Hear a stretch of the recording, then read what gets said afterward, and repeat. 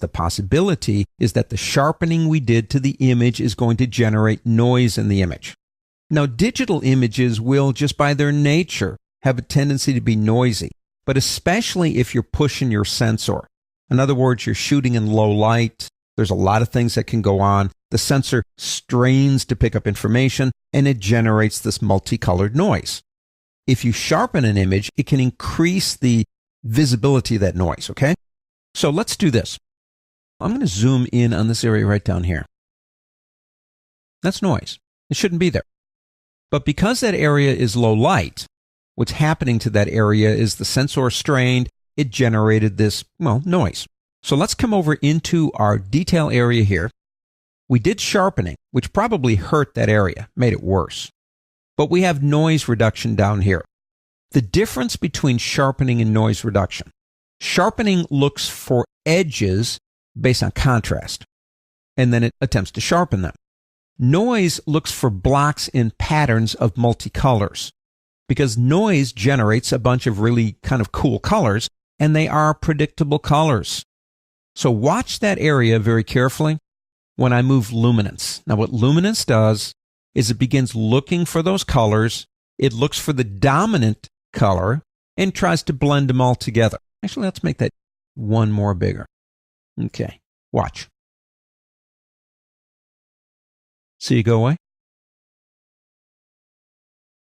Just like that. Now, the two I work with the most are luminance and color down here. You have detail in contrast. In other words, hey, increase the detail for me. But in doing so, if you get, much above 50 or 60, it might in turn start bringing back some of the noise, and the same with contrast. So you could play with those. But typically, this is the one right here that is really going to help you.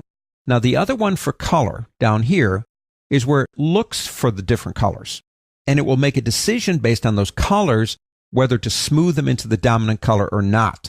So if I take this one, say to the left, kind of hard to see, but I start getting some of that noise back. And if I go this way, it begins smoothing it out again. Now, this is applied across the entire image.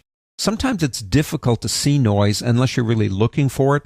But if you take any images with a digital camera and you're shooting especially in low light situations, you are probably going to have noise, especially if you apply sharpening to it, because in a sense you're sharpening the noise. Noise reduction will take that away for you. Doesn't matter what the image is. Let me show you one more. Go ahead and say done. Open up this one right here. Now this is a night sky pushing the sensor. Let me show you what's going on up here. And you can see all this noise up here. Look at it. Well, same thing. Come over here and watch what happens. Just slowly blends in. Now here it's probably going to be easier to see the detail in the contrast, because those twigs coming off the tree, basically if I go this way, you can see they're a little bit more fuzzy. If I go this way, they do get sharper, but in doing it too much, it starts bringing back a little of the noise. So it's kind of 6 of one, half a dozen of another, as they say. But you play with these. Typically, my detail is running below my luminance if I'm using them. Same thing with color and color detail.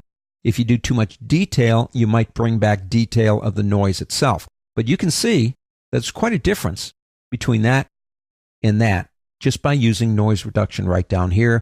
And it's not about night skies. It's any image, especially where you're pushing that sensor. Go ahead and cancel this one. And there you go. Sharpening and noise reduction go hand in hand.